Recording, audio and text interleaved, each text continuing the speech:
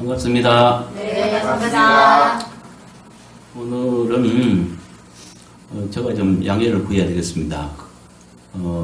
계시록 13장을 지금 2편 찍었는데 제가 실수를 했습니다. 그래서 구분을 잘못해가지고 어쩔 수 없이 다시 시작하겠습니다. 그래서 오늘 첫 편이 되겠죠? 네. 같이 한번 봉독합니다. 내가 보니 바다에서 한 짐승이 나오는데 뿔이 여리여 머리가 7이라. 그 뿔에는 10왕관이 있고 그 머리들에는 신성으로 가는 이름들이 있더라. 내가 본 짐승은 표범과 비슷하고 그 발은 곰에 밝았고 그 입은 사자의 같은데 용이 자기의 능력과 수호자가 큰 권세를 내게 주었더라. 그의 머리 하나가 상하여 죽게 된 것 같더니 그 죽게 되었던 상처가 나음에 온 땅이 놀랍게 여겨 짐승을 가르고 용이 짐승에게 권세를 주므로 용에게 경배하여 짐승에게 경배하여 이르되 누가 이 짐승과 같으냐 누가 능히 이와 더불어 싸우려 하더라. 정확성을 이야기해서 원어 비교부터 하겠습니다. 네. 내가 보니 여기는 과거 시점에서 보았더니로 했고요. 뿔은 복수라서 뿔들로 했고요. 머리도 복수라서 머리들로 했습니다. 여기 뿔도 마찬가지입니다. 여기 왕관도 복수입니다. 그 다음에 내가 본 여기도 과거 시제라서 보았던 이렇게 했고요. 이게 발은 복수입니다. 그래서 발들로 했습니다. 그의 머리 여기는 머리들로 했습니다. 이건 복수이기 때문에 그렇습니다. 그 다음에 이제 중의 이것을 이제 더 삽입시켰는데, 왜냐하면 머리는, 여기 머리는 뭘 말합니까? 7 머리들을 말하죠? 네. 여기 하나는, 그중 하나를 말하잖아요. 네. 여기는 단수이고, 하나는 단수이고, 머리는 복수입니다. 네. 그러니까 당연히, 이 말은 7 머리 중에 하나, 이걸 말하잖아요. 네. 네, 그래서 이렇게 했다는 거죠. 네. 그 다음에 나음에 여기는 과거 시제이기 때문에 나음에 이렇게 했고요. 중으로 여기도 과거 시제입니다. 그래서 주었으므로 이렇게 했고요. 경배하며 여기도 둘 다 과거 시제입니다. 그래서 경배하였고 경배하였으며 이렇게 했습니다. 네. 이걸 분석하면 1절에 내가 보았더니 바다에서 난 짐승이 나오는데 뿔들이 10이요 머리가 7이라. 이 말은 요한이 환상으로 보았던 바다에서 나온 짐승의 모습으로서 7 머리들과 10 뿔들이 상징하는 거짓 그리스도의 정체에 대한 설명입니다. 무슨 말인지 알겠어요? 네. 어렵지 않아요? 이 말 자체는 뭐냐면은 요한이 보았던 환상이죠. 네. 환상으로 보았던 바다에서 나온 짐승으로 상징된 이 바다에서 나온 짐승이라고 했는데 이것은 상징입니다. 네. 누구를 상징하냐? 거짓 그리스도를 상징한다는 거죠. 네. 그러니까 바다에서 나온 짐승, 거짓 그리스도의 모양이 어떻게 생겼어요? 뿔이 10이고 머리가 7머리. 예. 7머리 10뿔이 있죠. 네. 그 모습에 대한 설명입니다. 네. 그런데 그 모습 속에 감춰진 것이 있다는 거죠. 네. 그 의미를 깨달아 볼 때 그 뭘 말하냐면 그 모습 속에서 그 정체를 알 수 있어요. 네. 여기에 대해서는 굉장히 복잡합니다. 먼저 본문을 통해서 이 정체에 대해서 우리가 이제 깨달을 수 있는데요. 성경을 보겠습니다. 5절에 보니까요, 그 짐승이 과장되고 신성 모독하는 말하는 입을 받고 또 42달 동안 일할 권세를 받으니라. 42달이면 3년 반이죠. 네. 3년 반 일할 권세를 받았답니다. 네. 그래서 6절 보니까 짐승 입을 벌려 하나님을 향하여 비방하되 그의 이름과 그의 장막고 하늘에 사는 자들을 비방하더라. 지금 이라고 말하고 있고요. 네. 그 다음에 7절에 보니까 또 권세를 받아 성도들과 싸워 이기게 되고 각 족속과 방언과 나라를 다스리는 권세를 받으니 이랬죠. 네. 지금 보세요. 이걸 연관시켜 볼 때, 바다에 사는 짐승은 42달 일할 번제를 받고요. 네. 세계 여러 나라를 다스립니다. 네. 그렇다면 누구겠어요? 한 나라의 왕뿐이 아니라 황제를 말하는 황제. 네. 세계 지배자를 말하는 거예요. 네. 그렇죠? 네. 그거 임기가 몇 년이에요? 42달 3년 반인 거예요. 네. 7년의 절반이 때부터 나타나서 7년 환란이라고 자꾸 얘기하잖아요. 7년 환란이라는 말은 성경에 없습니다. 네. 7년 언약이 있고 언약의 절반이 때가 됐을 때부터 우상을 세워요. 자기를 우상화해요. 그때부터 환란이 쏟아지기 시작해요. 그러니까 3년 반이 맞죠. 네. 예. 그래서 3년 반 동안 종말의 때에 나타날 세계를 다스릴 세계 지배자 이를 말하는 것이죠. 네. 그가 어떤 일을 하냐면은 8절 이하에 보니까 죽임을 당한 어린 양의 생명이 즉에 창세 이후로 이름이 기록되지 못하고 이 땅에 사는 자들은 다 그 짐승에게 경배하리라 했죠. 네. 그러니까 자기가 하나님처럼 경배를 받아요. 응? 그리고 경배하지 않는 성도들은 포로로 끌어가거나 죽이거나 이렇게 해요. 네. 뭘 말하는 것 같아요? 주님이 다시 온다고 약속했잖아요. 네. 근데 데살로니가 후서 2장을 보면은 바울은 분명히 말했습니다. 주의 날이 시 이를 것이라고 동심하지 말래요.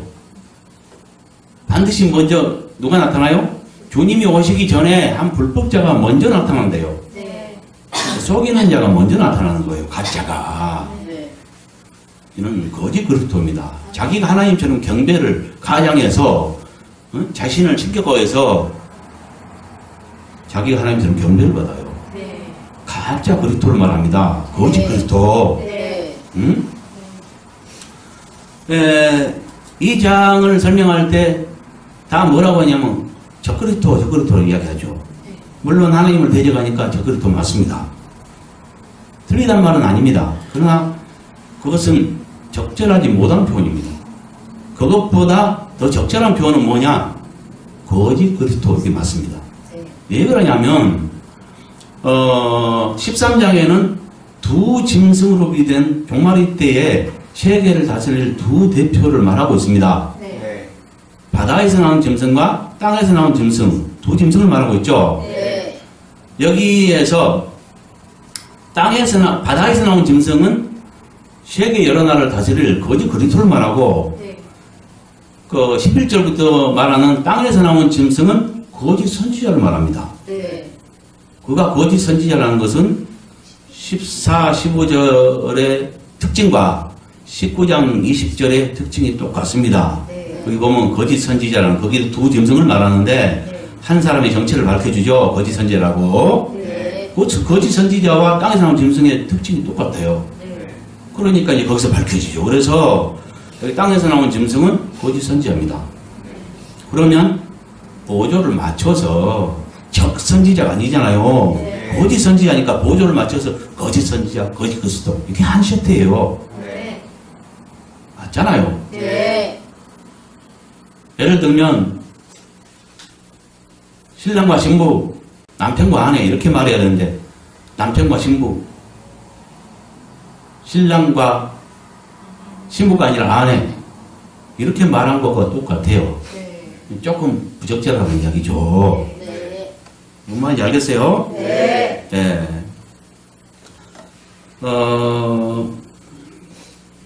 그래서 여기서 지금 이 바다에서 나온 짐승의 정체를 알 수 있겠죠? 네. 종말의 때에 나타나서 세계 여러 나라를 42달 동안 다스리면서 자기가 하나님처럼 경배를 받을 거짓 그리스도를 말한다는 거죠. 네.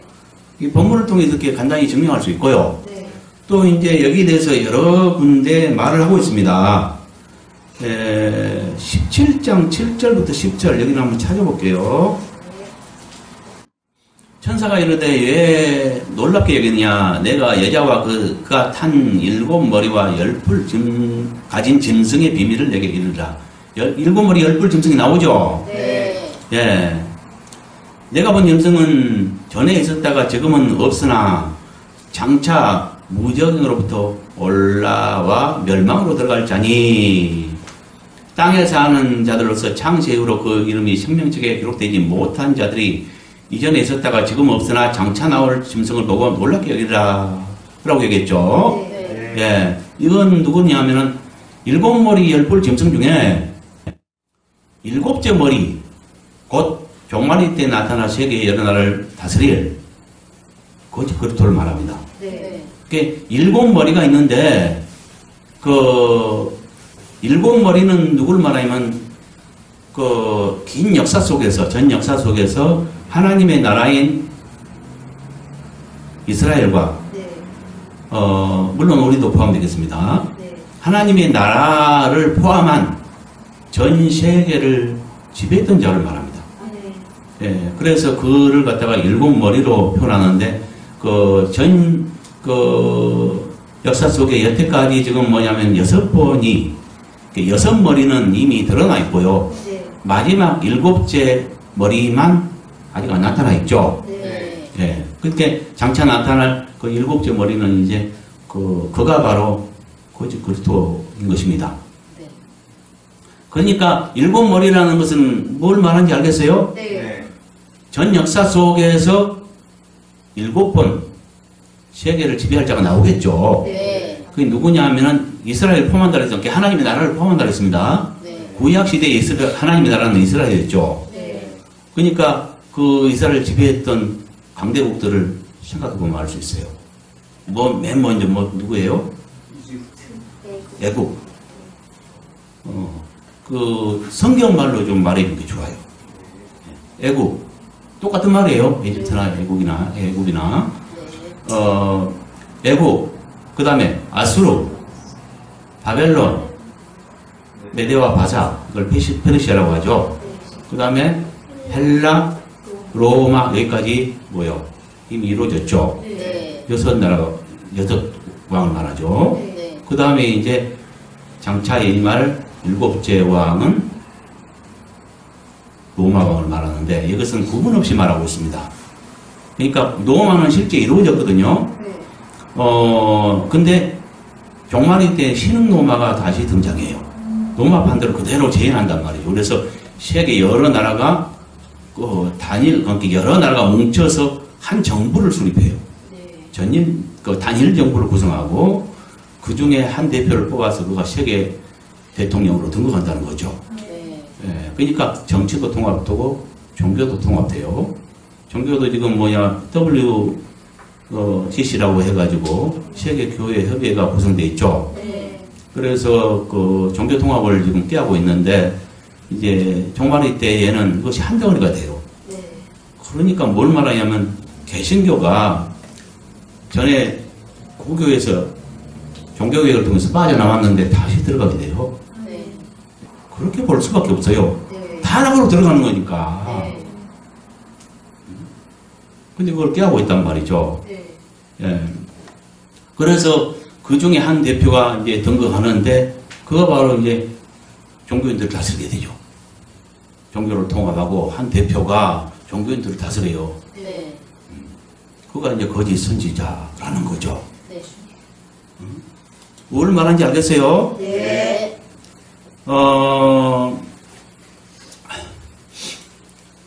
그래서 일곱 머리 열뿔을 했는데 일곱 머리는 이제 알겠죠? 네. 수평적으로 긴 역사 속에서 전 세계를 지배했던 일곱 강대국 왕들 네. 이를 말하고요. 네. 그 다음에 이제 열뿔은 뭐냐면은 일곱째 머리에 속한 자입니다. 그러니까 일곱째 머리는 아주 강한, 아주 철 같은 강한 자인데 누구도 당할 수 없는 세계 최강자라는 거죠. 근데 그 나라는 어떻게 구성되냐면은 아까도 말했죠. 세계 여러 나라가 통합을 해가지고 그 중에 한 대표를 뽑아서 그가 다스린다고. 네. 그럼 나머지 거기 가입된 나라 왕들은 누구냐? 그들을 갖다 열왕이라고 해요. 그러니까 열왕은 10명의 왕을 말하는 것이 아니라 여기에서 열은 뭘 상징하냐면은 어떤 무리의 모든 것을 상징해요. 네. 11조의 10은 소산의 모든 걸 상징하고요. 네. 열처녀의 열은 신랑을 기다리는 모든 자를 말하듯이 네. 이와 같이 열은 상징합니다. 예. 무슨 말인지 알겠죠? 네. 열왕에 대해서는 여기도 말하죠. 자, 10절 보세요. 7왕이라 다섯은 망하였고 하나는 있고 다른 하나는 이르지 아니하였으나 이르면 반드시 잠깐 동안 머물다 이랬는데 이 7왕은 7머리를 말합니다. 네. 근데 다섯은 망하였고 그랬죠. 네. 그리고 하나는 있고 그러니까 이거 하나에 있는 것은 뭘 말하냐면 요한 당시에 네. 존재했던 왕을 말합니다. 네. 그때 이제 그 로마 왕국의 도미티안 황제가 지금 그 지배할 때를 말하거든요. 네. 그러니까 로마의 도미티안 그건 현재 지금 그 당시에 존재했던 거고요. 네. 그 전에 다섯 왕은 뭘 말하냐? 애굽 아수르, 바벨론, 메데와 바사, 헬라까지를 말하죠. 네. 그렇겠잖아요. 네. 그러니까 뭐 요한 당시를 기준으로 볼 때 망한 다섯은 이미 죽은 것을 말해요. 세계를 지배하다 죽은 왕들을 말해요. 네. 이해갔죠? 네. 하나는 있고는 로마의 도미티안.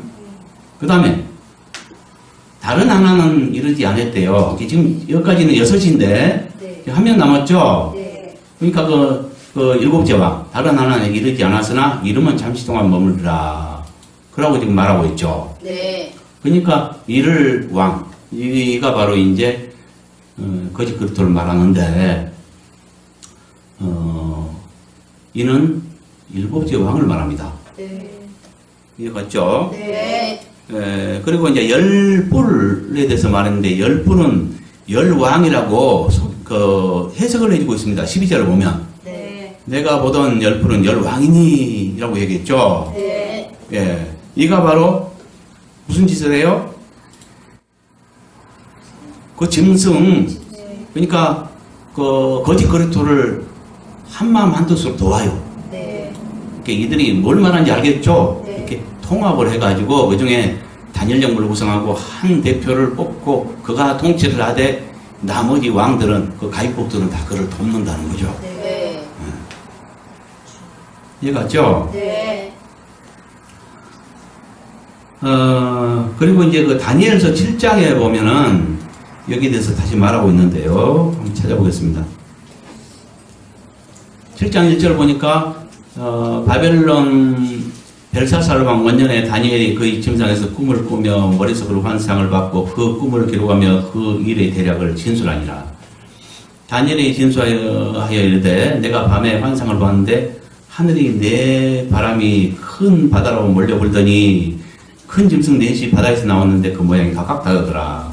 큰 짐승 넷이 나왔대요. 네. 근데 이 짐승은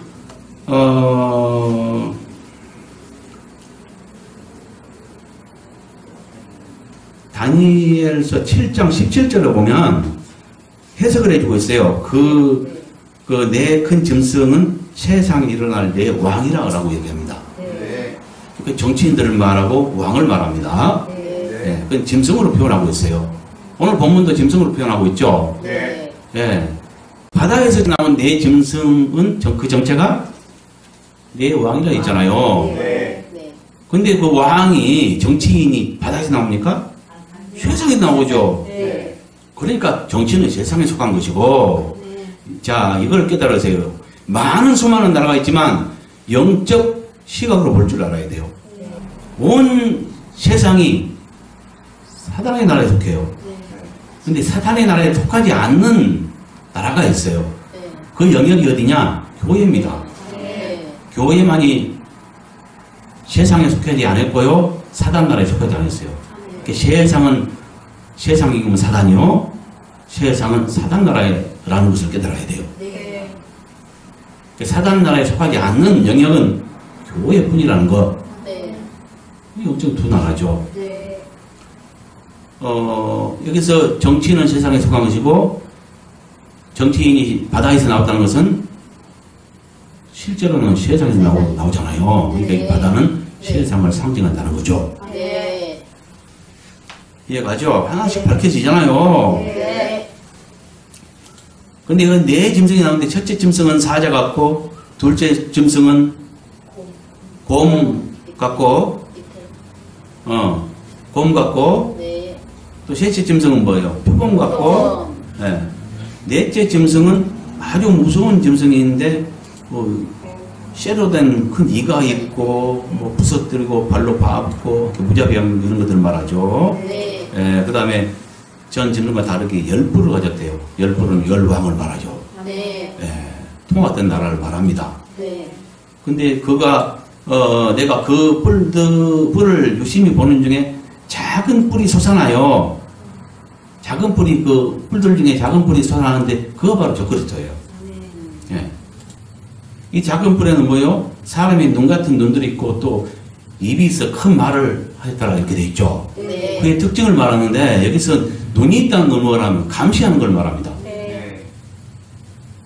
온 세상을 선하게 엮기 위해서 그 감시 수단으로서 뭘 사용하냐면 돈을 바꿔가지고 표로 바꿔서요. 사람 몸속에 새기게 하고 그거 없이는 매매를 못하게 하고 그 표를 받으면은 고유 번호가 있어서 누구든지 감시가 가능합니다. 인공위성과 컴퓨터를 통해서 벨기에 비르셀 여기에 큰 그 짐승이라고 하는 별명을 가진 컴퓨터 단지가 구성되어 있다고 합니다. 거기서 이제 감시를 하는 거죠. 뭘 말하는지 알겠어요? 네. 입이 큰 입이 있대요. 말하는 큰 입이 있어요. 이것은 뭐냐면은 세계 대통령이니까 그 입의 권세가 얼마나 세겠어요. 그러니까 언론 플레이 하는 거죠. 네. 그의 말은 온 세상에 퍼질 것입니다. 언론을 통해서. 네. 그리고 이제 이 큰 입을 가지고 이 권세를 사용해서 하나님을 비방하고 성도를 비방하게 돼요. 본문에 나와 있죠. 네. 아니, 본문이 아니라 13장에 다 나와 있는 내용들입니다. 네. 여기에서 그러니까 네 왕으로 표현했단 말이에요. 네. 이것을 여기서 사자 같은 짐승은 바벨론 왕국을 말하고요. 곰 같은 짐승은 메데와 바사를 말하고요. 표범 같은 짐승은 뭐라 해요? 헬라 왕국을 말하고요. 그 다음에 이제 네 번째 짐승, 이가 철같고 강한 짐승은 노마와 시누노마를 나누지 않고 한꺼번에 말한 것입니다. 이 한꺼번에 말한 이유를 알아야 돼요. 하나님의 나라는 언제부터 종말이 시작됐냐 하면은 주님 오실 초림주 때부터 종말이 시작된 것입니다. 대상이 둘입니다. 구약시대의 하나님 나라 백성 이스라엘과 신약시대의 백성인 믿는 자들 대상이 둘이 됐단 말이죠. 그래서 두 번 반복돼요. 초림주와 재림주 두 번 오시는데 초림주 때부터 종말이 시작됐고 재림주에 끝나는 거예요. 그러니까 한 2000년이 흘렀지만 모두가 종말의 시대에 속한 거예요. 그래서 뭔 말인지 알겠죠? 로마 신로마를 구분하지 않고 말할 수도 있고 구분할 수도 있는 것입니다. 그러면 여기 지금 그 전에 바벨론 이전 두 나라가 빠졌죠. 그러니까 일곱인데 일곱으로 말할 수 있는데 로마와 신흥노바를 하나로 말한다면 여섯으로 말할 수 있겠죠. 그 중에 넷을 말했고요. 그럼 둘 빠졌잖아요. 바벨론 이전에 아수르, 애굽 이 둘은 말하지 안 한 거죠. 그러니까 마찬가지입니다. 전체를 말하면 일곱을 말할 수 있고 여기서는 두 나라를 제외한 나머지 바벨론부터 왜냐하면 그 시대가 바벨론 시대이기 때문에 바벨론부터 지금 말을 한 거죠. 근데 다섯으로 말을 할 수도 있고 넷으로 말할 수 있다는 거죠. 노마와 신노마를 구분하지 않을 수도 있고 할 수도 있기 때문입니다. 그 다음에 다니엘서 8장 3절부터 12절 여기는 그냥 내가 읽을까요? 내가 눈을 들어 본즉 강가에 두 뿔 가진 수양이 섰는데 그 두 뿔이 다 길었으며 그 중에 한 뿔은 다른 뿔보다 길었고 긴 것은 나중에 난 것이더라. 여기에서 이 두 뿔 가진 수양은 뭘 말하면 메데오 바사를 말합니다. 네. 근데 그 중에 한 뿔이 더 길죠. 네. 이것은 나중에 생겨난. 그러니까 뭐냐면은 그 바벨론이 실제 역사 속에서 세계사, 이거 세계사를 말합니다. 바벨론이 둘로 나누었어요. 나라가 메데오와 바사로 나누었습니다. 네. 그 나중에 그 긴 뿔은 뭐냐면 바사 왕국을 말하거든요. 네. 예.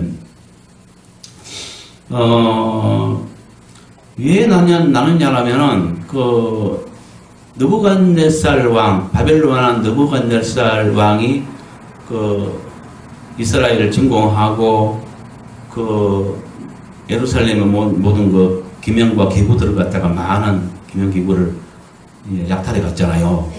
갖다 온 것을 갖다가 그 아들 누굽니까? 벨사살 왕이 이제 왕위를 계승한 다음에 그 기명 기구를 갖다가 자기 기인들과 막 술을 마셨어요. 이것이 모자람이 보여가지고 하나님께서 그를 버렸죠. 그래서 그는 이제 살해를 당합니다. 그래서 벨사살이 버림을 받고 살해당한 이후에 메대 사람 다리오가 왕이 되었고요. 그 이후에 이제 나라가 나뉘었습니다. 그래서 고레스가 이제 바사국의 왕국이 되었죠. 그러니까 메데오 바사로 나누게 됐죠. 그걸 말해요, 지금. 그 다음에 나중에,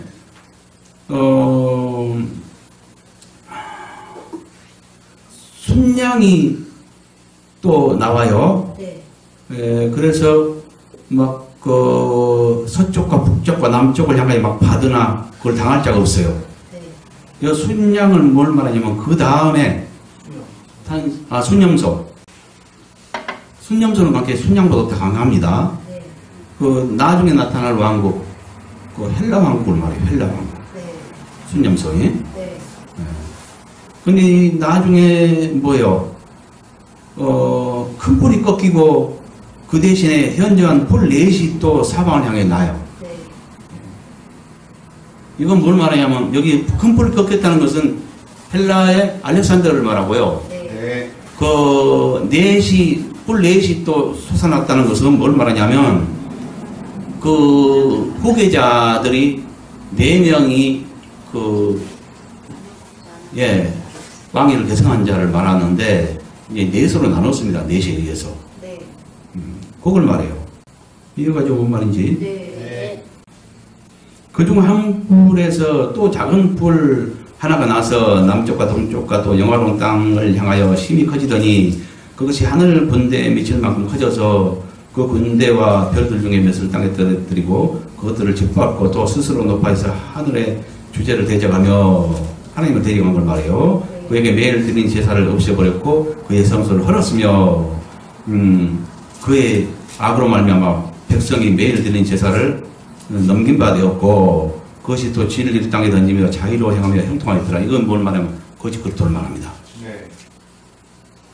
이것도 이제 로마와 신흥로마를 구분을 않고 한 것입니다. 지금 몇 번 반복해서 지금 말하고 있는 거예요. 8장 18절부터 25절은 방금 말했던 3장 12절을 해석해주고 있습니다. 읽을게요. 그가 내게 말할 때 내가 얼굴을 땅에 대고 엎드려 깊이 잠들매 그가 나를 어루만져서 일으켜 세우며 이르되 진노하신 때가 마친 후에 될 일을 내가 내게 알게 하리니 이 환상은 정한 때 끝에 관한 것이라. 그러니까 정한 때 끝에 관한 종말 때 있을 일을 말한다는 거죠. 내가 본 바 두 뿔을 가진 수양은 곧 메데와 바사 왕들이요 이렇게 설명해 주고 있어요. 털이 많은 수염소는 곧 헬라 왕이요 이렇게 설명해 주고 있고요. 그의 두 눈 사이에 있는 큰 뿔은 곧 그 첫째 왕이요. 이 뿔이 꺾이고 그 대신 네 뿔이 났은즉 그 나라 가운데서 네 나라가 일어나되 그러니까 네 나라가 나뉜 걸 말해요. 그의 권세만 못하리라. 그러니까 첫 번째 권세만 못한다는 걸 말하죠. 이 네 나라 마지막 때 반역자들이 가득할 즈음에 한 왕이 일어나더니 그 얼굴은 뻔뻔하며 속임수에 능하며 그 권세가 강할 것이나 자기 힘으로 말미암아 만미한 것이 아니며, 아까 보세요. 통합국을 말하죠. 네. 그걸 말합니다. 네. 그 다음에 그가 장차 놀랍게 파괴 행위를 하고 자의로 행하며 형통하며 강한 자들과 거룩한 백성을 멸하리라. 거룩한 백성을 멸하는 것은 성도들을 말합니다. 네. 네. 그가 꾀를 베풀어 제 손으로 속임수를 행하고 마음에 스스로 근치하며 또 평화로운 때 많은 무리를 멸하며 또 스스로 서서 만왕의 왕을 대적할 것이나, 만왕의 왕을 대적한다는 것은 하나님을 대적하는 것을 말해요. 네. 그가 사람의 손으로 말미암지 아니하고 깨지리라. 이건 뭐냐면 종말이 때 있을 큰 지진으로 인해서 쳐버린 걸 말합니다. 아멘. 뭘 말인지 알겠어요? 네. 그리고 이들의 최후는 계시록 19장 2절에 말하죠. 네. 불못에 집어던져 버리죠. 네. 그러니까 통합종교 대표와 그 세계 정치 대표 네. 두 인물을 갖다가 불못에 집어던져 본다는 거죠. 네. 그 다음에 이제 1절 후반부에 보면은 그 뿔되는 열 왕관들이 있다 그랬죠. 네. 열 뿔에 그 뿔들은 열 왕관이 있고, 그 말은 뭔 말이냐면, 열 뿔을 말하죠. 네. 근데 열 뿔은 통합국 전체를 말한다 그랬죠. 네. 그러니까 그 통합국 전체의 모든 왕들을 말하고요. 그 왕들은 머리에 왕관들이 있다는 거죠. 여기에 대해서 17장 12, 13절에 아까 봤죠. 내가 보던 열 뿔은 여울 왕이니 아직 나라를 얻지 못하였으나 다만 짐승과 더불어 임금처럼 한동안 권세를 받으리라. 권세를 받아요. 근데 뭐요? 실제로 통합국이 됐으니까 그 왕은 거짓 그리스도가 되잖아요. 네. 그래서 이렇게 지금 표현한 거죠. 네. 예. 근데 그들이 하는 일이 뭐예요? 그들이 한 뜻을 가지고 자기 능력과 권세를 그 짐승에게 줘요. 이렇게 힘을 합쳐서 그를 돕는 거죠. 네. 이들이 지금 누구인지를 깨달으세요. 17장 14절을 보면 그들이 어린 양과 더불어 싸워요. 네. 여기 어린 양은 예수 그리스도를 말하죠. 네. 어린 양과 그 밑에 뭐요? 그 뒤에 또 뭐라냐? 어린 양과 더불어 싸우고 어린 양이 싸우려니와 어린 양은 만주해 주시오. 만왕의 왕이심으로 그들을 이기실 터이요. 또 그와 함께 있는 자들과 부르심을 받고 택하심을 받은 진실한 자는 이기로다. 이게 뭔 말이에요? 성도들과 어린 양과 성도들과 싸우는 거. 네. 또 그 머리에는 신성모독하는 이름들이 있더래요. 네. 요거는 이제 물론 단정 지을 수는 없지만 뭘 말하냐면 머리들 이렇게 일곱 머리 그 하나님의 나라를 포함해서 세계를 지배했던 일곱 머리들을 지금 말하는데 그들 머리에 뭐가 있어요? 신성 모독하는 하나님을 비방하고 모독하는 이름들이 있다는 거예요. 네. 근데 이 이름은 단순히 생각할 것이 아닙니다. 입맞은 걸 말한다고 볼 수 있습니다. 그러니까 도장에 이름을 새기잖아요. 네. 그 도장 찍힌 거. 네. 물론 추측입니다, 이것은. 네. 우리가 이제 뭘 통해서 알 수 있냐면, 사단은 항상 흉내를 냅니다. 네. 누구예요? 그리스도의 흉내를 내요. 네. 그러니까는 다음 시간에 배우겠지만 뭡니까? 그 3, 4절에 나와 있죠. 사람들이 적그리스도, 거짓 그리스도를 갖다가 신기하게 따르게 될 전환점이 될 표적이 있어요. 네. 그런 사건이 있는데 그것이 바로 뭐냐면 죽게 됐던 상처가 나은 자예요. 네. 네. 그것도 뭘 말하냐? 그리스도께서 죽었다가 3일 만에 살아난 걸 표방하고 있는 거예요. 네. 흉내내는 거예요. 네. 그걸 말하고요. 네. 그 다음에, 계시록 7장에 보면은 하나님의 인을 천사가 가지고 나와서, 동방으로부터 올라와서, 하나님의 종들의 이마에 인을 쳐요. 도장 찍어요. 네. 그걸 이제 14만 4천의 각 지파로 상징해서 말하고 있는데 그건 상징입니다. 네. 3절에 보면 분명히 그 대상은 주님의 종이라고 이야기하고 있어요. 네. 근데 14만 4천에 그걸 상징으로 말할지라도 뭡니까? 그 대상이 절대로 지금 신약 시대에는 이스라엘이 될 수 없다는 걸 깨달아야 돼요. 이스라엘은 뭐냐면 예수 그리스도를 인정하지 않습니다. 만천하에 예수 이름 따라서는 구분이 없습니다. 하나님의 종이라고 말할 수 없죠, 그들은. 근데 하나님의 종이라고 말한다니까요? 그러면서 상징으로 말하고 있는 거예요. 그걸 깨달아야 돼요. 이게 이스라엘이 구원받을 때는 70일회가 지난 때예요. 그 70일회는 언제냐? 대환란 끝입니다. 주님 다시 오신 이후에 그들이 기회를 얻고 천년왕국 때에 이제 그들이 다시 그 백성이 되지만 그 이전까지는 70일회가 지나기 전까지는 그러니까 지금은 종이라고 말할 수 없는 거예요. 그렇다면 누구예요? 지금 믿는 이들을 말하는 것이고 그 종을 다시 상징으로 14만 4천으로 상징해서 말하고 있는 거죠. 거기에 14만 4천에게 도장을 그 종들에게 찍는데 14장과 연계시켜 볼 때 14장에는 뭐라 해요? 14만 4천이 시온산에 서 있는데 그것도 14장 3절을 보면은 보호자 앞에 나와 있다고 나와 있어요. 그러니까 시온산은 상징된 거죠. 실제 그들은 보호자 앞에 올라가 있고요. 그 다음에 그 이마에 아버지와 어린 양의 이름 쓴 것이 있다고 했죠. 그것은 뭐냐면은 7장에서 도장 찍은 것을 해석해 준 것입니다. 그러니까 입맞은 14만 4천인데 그 이름은 도장 찍은 걸 말한다는 거죠. 마찬가지로 계시록 17장 5절에 보면 그 이마에 이름이 기록되었으니 비밀이라 큰 바벨론이라 땅의 음녀들과 가증한 것들이 엄이라 하였더라. 이것은 큰 음녀를 말하는데 거짓 선자를 말합니다. 그 거짓 선자의 이마에 도장 찍겠어요. 그런데 그만이 아니라는 거죠. 그만이 아니고 두 대표적인 인물이 있잖아요.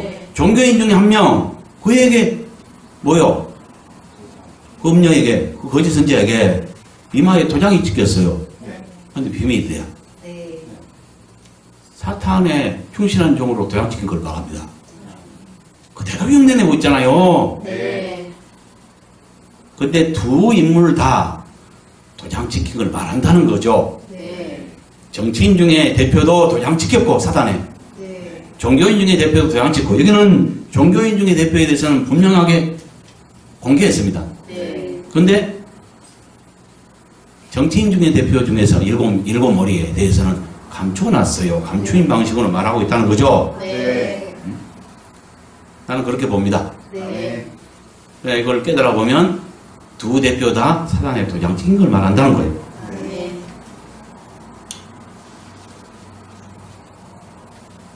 이해갔죠? 그 다음에 이제 2절 하는 거예요. 내가 본 짐승은 표범과 비슷하고 그 발들은 곰의 발 같고 그 입은 사자의 입 같은데 용이 자기 능력과 보호자와 큰 권세를 그에게 주었더라. 이 말은 거짓 그리스도의 특징과 그가 사단에게 받을 지위와 권세에 대한 상징적 설명이라는 거죠.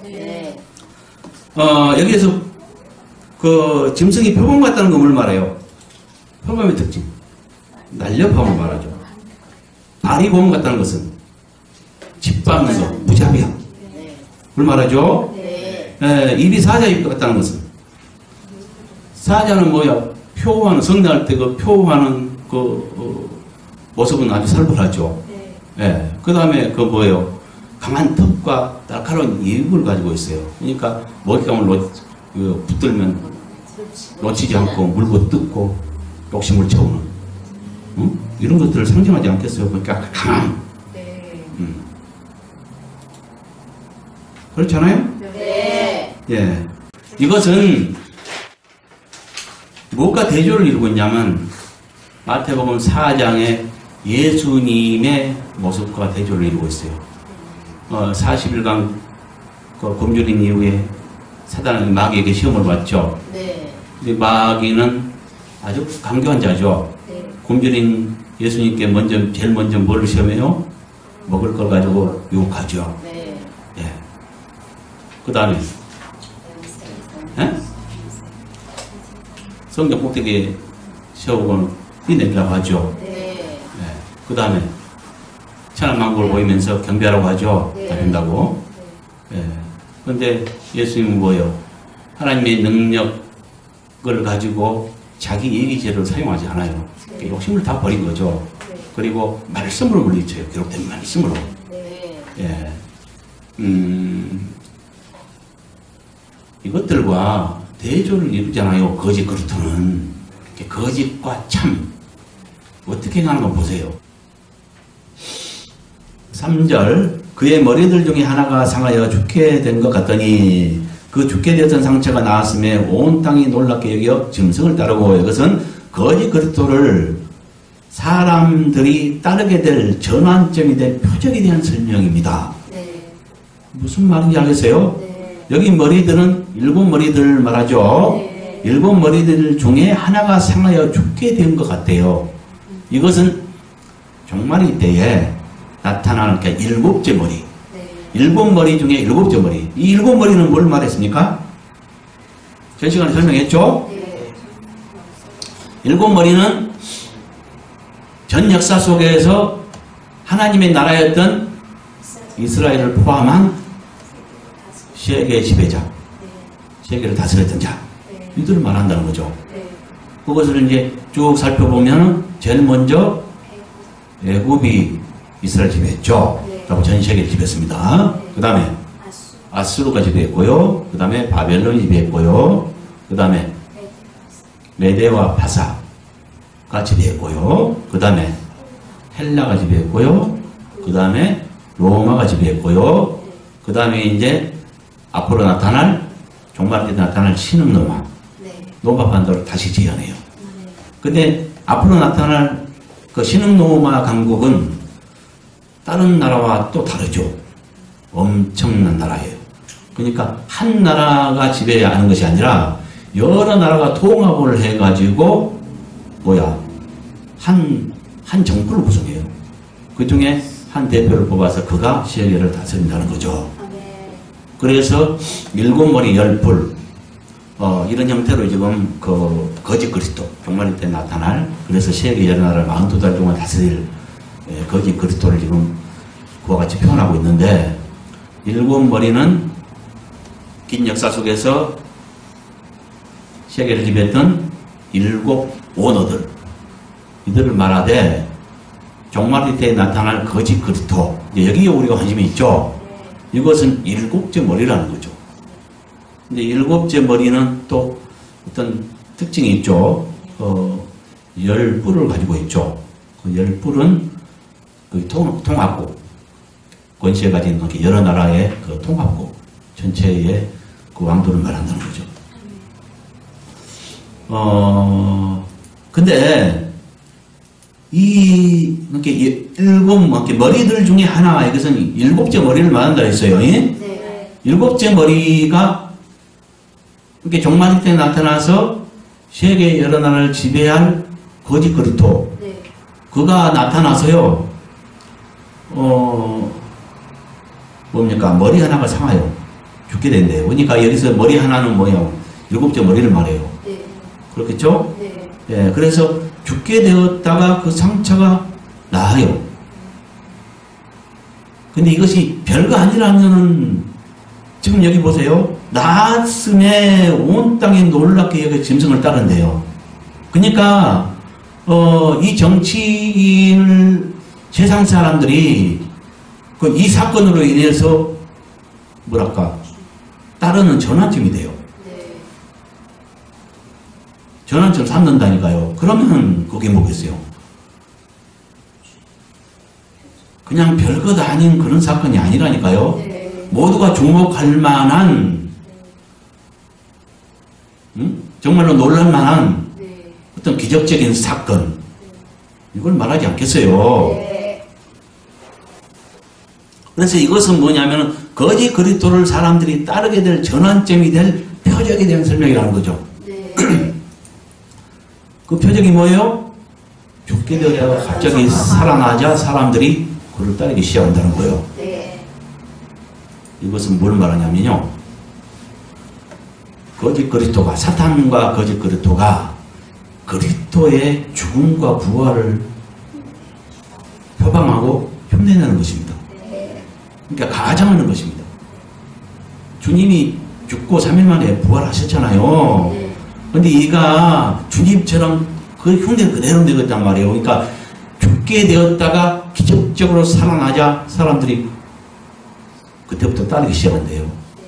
세상 사람들은 그걸 이제 어떻게 그 기적을 보고 이제 따르는가 뭐 자세히 말할 수는 없지만, 이 중에 믿는 자라면은, 믿는 자가 만약에 속는다면 그리스도의 부활로 착각할 수도 있겠네요. 그런 것을 주의해야 돼요.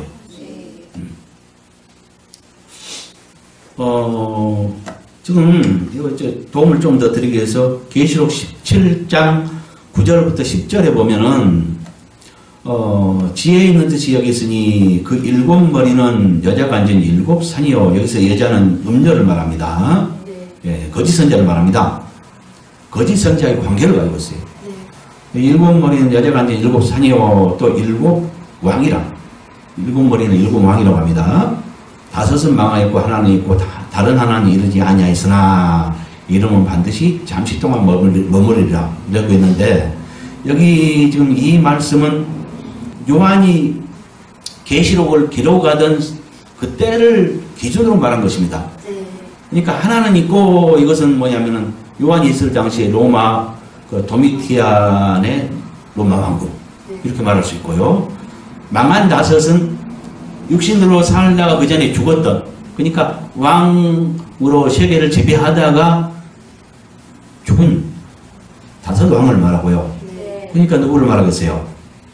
애굽, 아수르, 바벨론, 페르시아, 헬라, 여기까지 말하겠죠. 그 다음에 이제 그 있는 하나는 여섯째 왕이 되겠죠. 그 이제 도미티안의 로마 왕국이 되고요. 그 다음에 이제 이를 왕은 일곱째 왕이 되겠죠. 예. 그리고 17장 11절에 보면 이 적그리스도, 거짓 그리스도의 비밀에 대해서 알려주고 있어요.